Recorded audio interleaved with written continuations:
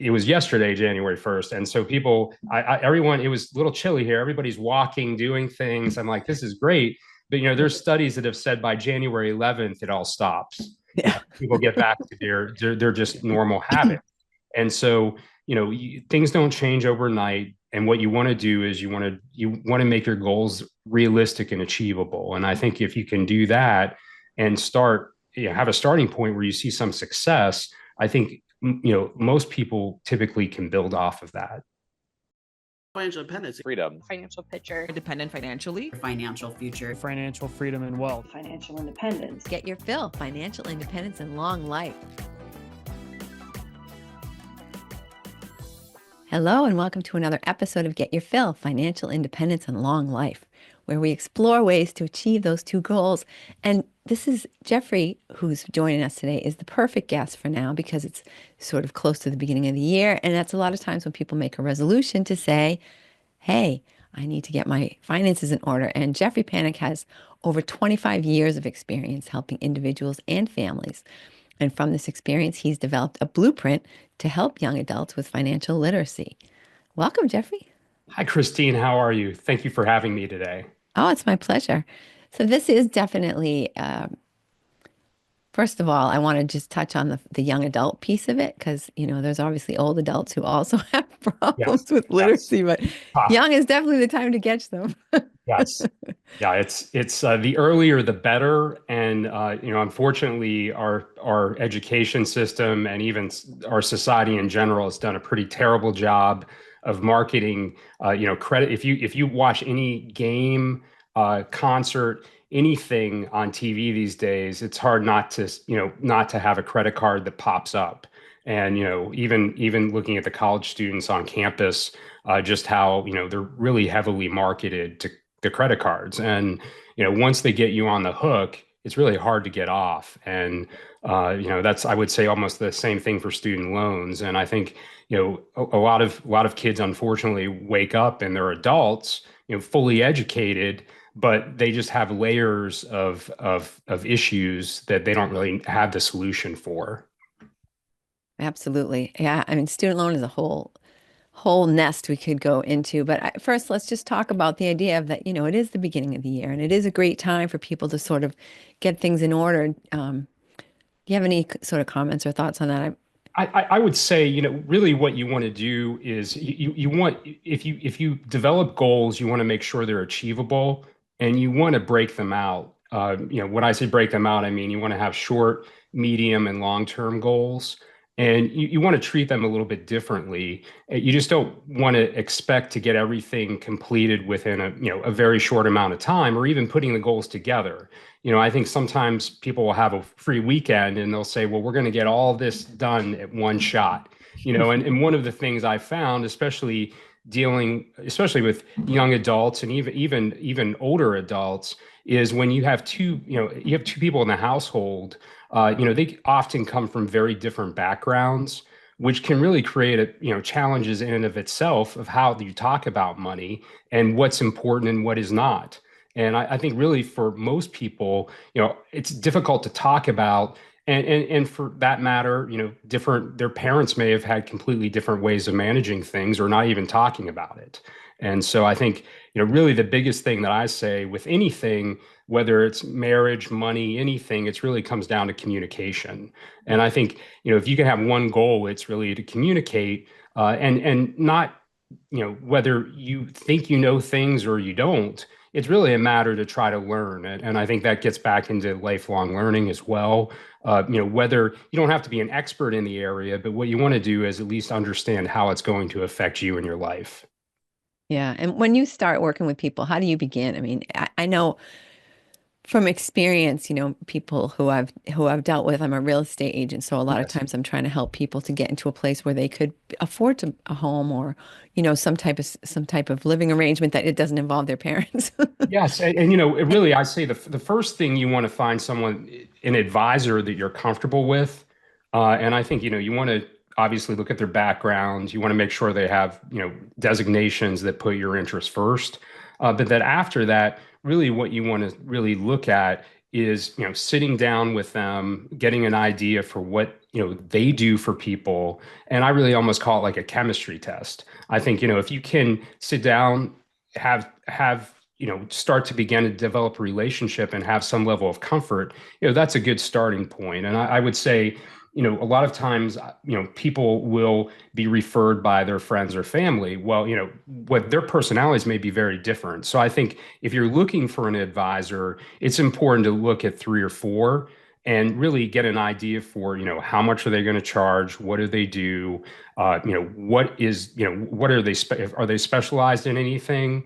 And it's important to, develop a comfort level, but also put together, I look at it as a long-term relationship. Anything that you start, you're going to have someone I almost say it's like a personal trainer almost that occasionally pushes you when you don't like to be pushed. And I think that's what you really need in an advisory relationship where, if you're thinking about doing something that may not really be the best in your best interest, it's the advisor should feel that it's appropriate to, really raise concerns. Look, it can be, so speak to the idea that, people feel like they have student loan debt, they have other kinds of debt, and they don't feel already that economically comfortable. And then the idea of spending money on a financial planner, they're like, well, I don't have any finances to plan. I don't have any money. Exactly. And I mean, I think one of the biggest challenges, and it's probably the most unique thing, when I started a little bit over 25 years ago, someone, if you, there was really emails, someone would call you and you get a like a pink slip that said you had a message, and then you would typically call them back. And that's the way it used to work. So fast forward to now, and I say, Google, the internet is wonderful and it's a great way to get information. The problem that I see is it's information overload in a lot of cases. If you Google some financial topics, you can get 300 million hits. And, it's really a question of how do you decipher that and figure it out where it really relates to you. And, another thing that I see a lot, people will Google things and the first four or five searches are sponsored, so they're not doing it out of the goodness of their heart. So really, I think at a minimum, what it's a good idea at least to benchmark yourself to see where you stand. It may not make sense, for your assets and debts and liabilities to continue to have an advisor, pay them on an ongoing basis, but it may make sense to do it on a one-time basis, really to get some sort of a plan developed to try to work through things and just answer basic questions that are sometimes hard to really figure out, even with all the information and the data that's out there. Well, and everybody has their own opinion and they're not taking your personal situation into consideration. Correct. And that gets back to even budgeting, debt, all these things. I mean, you could go in and ask three or four people and they would have three or four different, this solution is the best budgeting solution. This is the best debt management solution, the best saving solution. I go back to say, well, there's a bunch of solutions out there. Well, what's the one that fits best for your family's goals and what you're looking to try to do? And I think that's what you have to do is really overlay that to try to get something that is, I would say, customized for them and for what their needs are and what the way they feel. I think in finance, it's finance, but it's also comes down to psychology a lot and just how how their perception is, how they behave, and how they've interacted with money for years. And it's kind of like a big boat. You just can't immediately turn it around and flip going the other way. And it's really a matter of taking small steps that can snowball into bigger steps rather than just expecting to get it all taken care of, like I said, over a very short amount of time. Yeah. How do you help people stay focused? Because I know if you have a lot of debt and, something comes up, you're like, well, another $75 for this concert isn't going to make a difference. And another, $50 for this dress or whatever. And it can just make it so much worse. And if people are seeing, oh yeah, okay, it went down, $100 this month. That doesn't make me feel great when I have Yes. $30,000 worth of debt or whatever. Yeah, and I think the other challenge really is as well, with inflation, that's another real detriment to being able to get it out of debt because some of the money that you would have expected to use to pay down the debt, you're having to pay for, groceries being double the price. And Yeah. so, it's the reality of it is the other thing that I always say, it's kind of like, to cut everything off and expect that you're going to do everything differently, and change your entire behavior that you've put together over your lifetime is very unrealistic. It's really a matter of, I always say, taking small steps. And it's easy, if you map out your debt, I could look at it and say, well, you want to go after the highest interest debt first. Well, maybe you want to go after the smallest because you'll pay it off and you'll see a result. And so it's really based upon the person's, what their psychology, to how they feel about it, and it's, some people are self-motivated where they've just had enough. There's usually a triggering event, something that happens if it's between the spouses or if they're just on their own, where they realize they have to get things together. And, for young people, it's unfortunately, sometimes it's, well, they need to get a car, and so they go to get their, they say, well, they go to the dealership, they go through, they find the car, do all of this, and then they realize, they get their credit checked and they don't have any credit, or the credit they have is negative, and it's at that point just completely destructive to them. The same thing with home. It's hard to get a loan if you don't have any credit history. And so, these things you just don't wake up one day and you're able to get that into place. It's really, you have to build a foundation like anything, and you have to work through things over time. And it's just a challenge. Like I said, I mean, the education system, I think only 22 states even have a program in place now for a financial literacy course. And most of those, there are waivers for. And, you could even dig down deeper and say, well, are the classes actually teaching the kids what they need to know? And it's really a matter of just taking a step-by-step approach and working through things to try to come up with, a good outcome. And it's all comes down to, really, I look at it and say, well, I can only do so much for people. Any advisor, at some point you have to, some people just say they want to have the advisor. They say, I have an advisor. That doesn't make anything better unless you're taking responsibility and you're working through it yourself, as the client, as the individual, or as the family member. If you brought up the education component, if you could sort of, somebody gave you the power to create a course that everybody could take, like what kinds of things would you want to make sure that people learned early on? I think the first thing that I would do is, as part of pre-K, as part of the federal programs for pre-K, I would make it mandatory for the parents to do a class or do a certain amount of time in financial literacy of how they can benefit and talk to these topics about their kids. Because, a lot of times the parents, with some of the classes, it's fine if the parents just drop the kids off. And, it's tough if you have both parents working to have time, time to actually sit down and talk about something that is usually pretty confusing. But I think if you can start at a very early age and work forward, I think, I say it's like a village situation.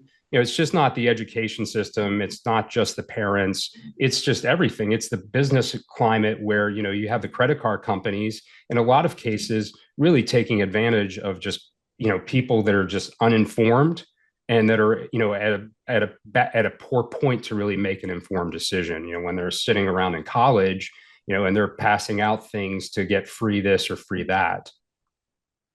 Yeah, it is tempting. I'm going away this weekend, and all of my travel is basically paid for by miles and points on my credit card. And and that gets into conversations even about debt. I think there's good debt and there's bad debt. And the good debt is, if you are able to find a good home, you live in the home, there are worse things than have debt on the home. Or if you look at real estate, different pieces, or even, if you focus and you understand what you're going to do to go through school, if you have to get debt, you have to get debt. One of the reasons why I wrote the book was it's kind of off of the way I grew up with. I didn't know really anything.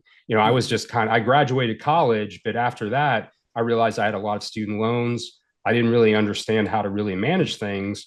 And I ended up going in the military because they ended up paying off my loans. But, it's really a matter of, at some point, you just don't flip a switch to understanding these things. It's a matter of, you have to build it over time. And I think that's even the problem with the financial literacy courses. They just think that in one semester or one short amount of time, you can teach these kids everything. Right. And that's not the case either. So, I think it's something that is just, it's like I always say, it's like healthcare. You ask different people what's the matter with it, everyone says, well, this is a matter with it, that's a matter with it. You put it all together and it's everything's a matter with it. So. True. It's probably true though. And so one question that comes up a lot, and I hear people talk about is, should I be paying off debt or should I be saving for my future, my kids' future, whatever? I mean, is there an easy answer to that? So the one thing that I will say, and based upon kind of the research and everything that I've done, the one biggest concern that I have for people that they are so focused on saving, or not so much saving, but financing their children's education, their college, so focused on that they forget about retirement. Right. And Yeah. I always say at some point, there's you can't take loans out for retirement. If it's so you have to focus on that first. You always want to take advantage, if you have matching for your employer, it's just imperative to take things that people are giving you that really can advantage you in the future. And that's the biggest thing that I see, the misnomer that, and the other thing about the kids and student loans and everything, it's really a matter of even communicating. When they have 2 or 3 schools picked out, that's probably not a good time to say, well, all those 2 or 3 are expensive and I want you to go to state school. Right. And that's so it's really a matter of building this conversation over time, and just not, one day saying, well, we're filling out a FAFSA form, financial aid form. So I guess we need to talk about this now. Yeah. That's probably not going to work out well. And they're either going to get their feelings hurt or they're going to dig in, and you're just going to have a lot of conflict. Yeah, true. And that brings us back to communication. Yes, yes. I think it's communication is the cornerstone of everything. And typically relationships in particular, where things get derailed is you have one person either intentionally or unintentionally not communicating properly, and you end up with just a misunderstanding. Often the longer it goes on, the harder it is to dig out from that. What when you first start working with people, are you is it always going to be that if the person's in a relationship that you're able to meet with both of them together, or do you sort of sometimes start with the person who's willing to make a change and then hope for the best?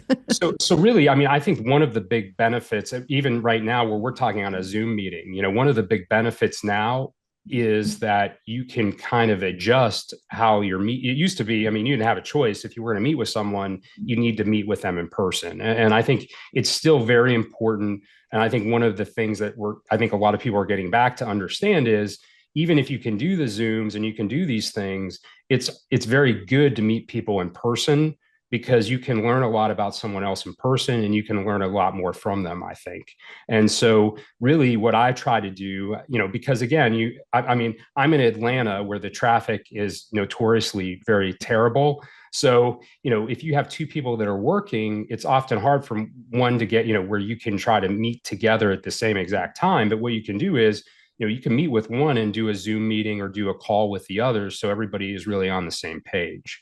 And I think it's extremely important. It may not, and I think it's important in the first meeting, that by about the second meeting, you have to have both stakeholders involved.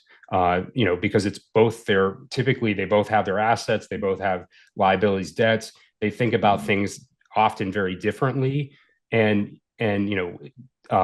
sometimes people will handle or manage things. Some of them will manage the banking. Some of them will manage, the day-to-day, operating account, we'll call it. And so it's just important that they're together so that they understand what's going on, especially, if they're approaching retirement. I think if you get, within 5 to 10 years of retirement, you really need to be on the same page about what's going on. What are your goals? I mean, do you want to work until you get to 67? Do you want to work forever? What do you want to do for, charity, volunteer? You want to go somewhere else? I think it's important to communicate these things. But if one of you is thinking you're going to move to the beach and the other just wants to stay put, there's probably going to be some conflict there at some point if you don't discuss it. Yeah. And how do you deal with that? I mean, if you've got one spouse who sort of drags the others kicking and screaming because one thinks that they need to have a new truck and the other one thinks that we really need to save for retirement. I mean, how do you help So, to bridge yeah. that gap? So it's like, what would they say, walking over the coals, if you will. You can really only do so much. And typically, I mean, in a lot of cases, the dominant personality is going to really get kind of their what they want in a lot of cases. Yeah. But what you want, it's almost like I say, the person that is having second thoughts about buying the new car that has all, that has this souped up, stereo system and all these other things, you know, if you can give the other person some ammunition or at least talk about reasons why that's probably not a good idea, well, rather than paying, an extra $200 or $300 a month, for things you don't need in a vehicle, maybe it makes sense to put that money directed towards your retirement account or your savings or pay down debt, rather than, spending something that on a depreciating asset that really isn't going to get you anywhere 10 years from now. Yeah, it's such a difficult um I feel like there are people who are just on the edge of things and for example, let's say that your car breaks down, you need to have a new car or a Mm-hmm. different car. If you had more money, you could potentially just buy a used car from, Mm-hmm. you know, A Facebook certified. Marketplace or Yeah. something and pay cash for it and be all Yes. done. And then, you're already because you were in a good situation, you're now Mm-hmm. still in a better situation as opposed to someone who really doesn't have the down payment, really doesn't have the cash, and they are ending up walking into a dealer and coming out with a monthly payment because, right, which just puts them further in the hole. So it can be so Exactly. discouraging, I think, for people. That's exactly right. And I mean, I almost say it's like retirement is almost like it's not a sprint, it's a marathon. And, there are certainly injuries along the way. And I think one of the biggest things are, children that come from financially educated households Yeah. and with parents that just have more time, either because, they've been lucky in life or they've worked hard, where there's situations there where they just had more opportunities to talk about it, they're going to get a head start, in the race. And Yeah. that, and it's very difficult to kind of change, you don't want to change that, but what you want to do is give the other kids that same opportunity.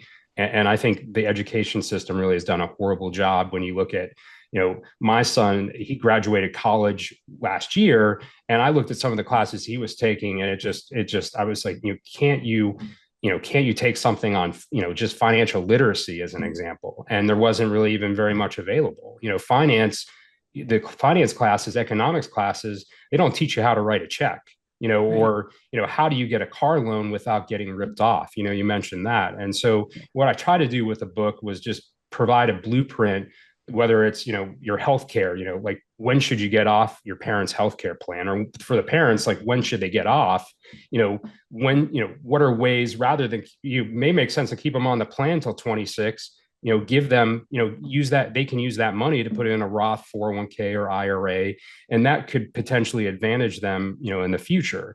And so, it's just going through the pros and cons of things. In a lot of cases, everything is gray and there's not a right answer, but sometimes there are, just really picking through whether it's a, car loan, home loan, understanding what you're getting yourself into really before. And I Yeah. think that's really important, so that you're not having to backtrack and try to figure out how to get out of something. It's true because you don't know what you don't know, and it's easy to take advantage of someone who isn't, who isn't advocating for themselves. Exactly. And so I look at it and I say, well, if you're coming out with 70, 80, the average is 35, but I think there's a lot of people that have a lot more. So, I mean, I see people that have a lot more than that. And so, I just look at it and say, how in the world are you ever going to get out of this? Especially when it's not linking, the colleges have no incentive because they can just raise prices, the government pushes up the amount of Right. borrowing, but there's no outcome. You have to have the outcome that matches the loan, because if you're getting an engineering degree and you're going to do well afterwards, in terms of your income, then it makes sense to take out more, more. If you need to take out loans, you can, and versus someone that, may not make sense to do that, because you're never going to be able to be in a position to do, that's one of the biggest things is how do you, the family formation, people are sitting around saying, well, the millennial, the different generations, they're not forming households. Well, guess why? Because they can't buy a home and do things that are just very basic. Yeah. And, and both sides are really dug in. I mean, I see this with some of the clients I have, some of their children. I mean, they're the people they date have so many issues that it's just very difficult for them if they are, I would say financially more savvy. Yeah. And it just is almost like I said, a domino situation where until things change, which they may never change. But I know if I look at the credit card debt, student loan debt, car loan debt, they're all at all-time highs. And so, you look at it and you say, well, at some point, our borrowing, even as a country, something's going to have to give or break. And usually when something like that happens, then things can change. But it's just really a shame. And the way the culture is, it's all, immediate gratification, and you just think you can do it via credit card, and that eventually catches up to you. Yeah, absolutely. So tell us about the book. So the book is centered around financial literacy for young adults. It's designed to build out a blueprint from the very beginning, as well as has 15 foundational tips for parents starting out when their child is born, all the way through when they walk out of either high school or college. And it's just a guide to understanding your finances and hopefully gaining independence. And my hope is with the book, and the reason why I wrote it from my situation going out of college, I had no idea, what I wanted to do, but I got a letter from Sally Mae that said I would owe about $1,000 a month. And that was like a triggering event where I realized that, I had to do things differently. And, what I wrote the book for was to give people that aren't necessarily in a position where their parents are sitting there walking through setting up accounts, Roth accounts for them at a young age, and all these things, where they could go to something and have a reference that would benefit them and provide some guidance of direction of things. Yeah, definitely. And what's the name of it? Where should people buy it? Sure, it's called Your Future Is Now, and it's on Amazon. It's a guide to understanding your finances and gaining independence. All right, excellent. And we'll put that link on the show notes for you. And now, so to sort of sum things up, because like I said, it's going to be January when this airs, and it's Yes. going to be the perfect time for people who are thinking about, okay, I'm going to make this change. This is the year that I get, Yes. financially viable. What are like 3 to 5 things that people could be doing, should be doing to sort of set them up for more success this year? So I think the first thing is know what you have. And so I think it's about organizing and not just doing it overnight. I say people sometimes collect investment accounts, unfortunately, loans, debt, like they do antiques or some sort of collection. So it's really a matter of categorizing and putting things together to understand what you have in the first place. I mean, before you can do anything, you have to know what you have. The other thing is really, especially I see this with couples all the time, really what you want to do is look at each other's finances, because I mean, I use the example of streaming. It's just amazing to me. I mean, I always tell people I'm working with, just look at your either credit card or your bank statements, and I will guarantee each one of you more than likely has one streaming account you're both paying for. So both paying, so both have Netflix, you have Amazon, you have these things that you're both paying for. I use that with healthcare. You have two separate health plans. Shouldn't you just have one and maybe get more out of it? And it's really a matter of maximizing, if you're in a relationship, the value there for just trying to get leverage, because the more that you can do that and save, the more you can put it towards other goals. And the other thing I always tell people is, I use the example of exercise in the new year. Everybody starts out, it was January 1st. It was yesterday, January 1st. And so everyone, it was a little chilly here. Everybody's walking, doing things. I'm like, this is great. But, there's studies that have said by January 11th, it all stops. Yeah. People get back to their just normal habit. And so, things don't change overnight. And what you want to do is you want to make your goals realistic and achievable. And I think if you can do that and have a starting point where you see some success, I think most people typically can build off of that. Yeah. Do you suggest people like track things like in a spreadsheet or something? And what's a good way for people to keep track of what they're discovering? So there's a spreadsheet, really what you're comfortable with. I mean, I think if you can do an Excel spreadsheet, it's great because you can update, especially if it feeds in your bank and other information.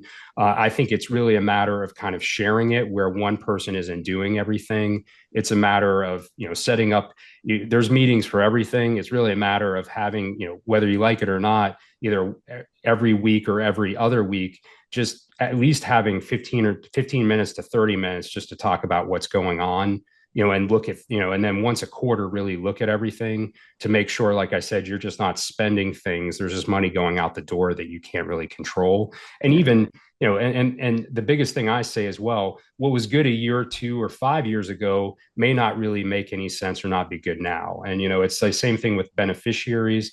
A good time of year at the beginning of the year is really to look at your beneficiaries if they haven't been updated recently, to make sure that they're up to date, make sure, who you want to get the money gets the money. So I think there's little things that you can do that develop a pattern, and you can kind of work through things over time. Excellent. That's great advice. And Jeffrey, we're kind of wrapping up, but is there anything that you wish I would have asked you that I haven't asked you? Anything that you want to make sure people walk away with, or that we haven't touched on? Not really. I would just say, the important thing is just to really take the step to get more educated, and really learn and see how you can benefit from, more research, more, lifelong learning, we'll call it. And it even if a topic is confusing, the more that you can learn about it, the better positioned you can be to make a better informed decision. Yeah, excellent. Super. Thank you so much for being with us. And all the notes, all the information of how to reach Jeffrey will be in the show notes. Happy New Year. Yes. Thanks so much, Christine, for the opportunity. Thank you. And thank you, listeners, for listening. I want you to sit down right now and think of at least 3 people, if not 5 or more people who you know that are a little bit financially challenged, who would really need and love to hear what Jeffrey has shared with you today. And just, send them a link to this episode, share the episode with them, and they will thank you. And we will thank you. And have a great week. I'll see you next week.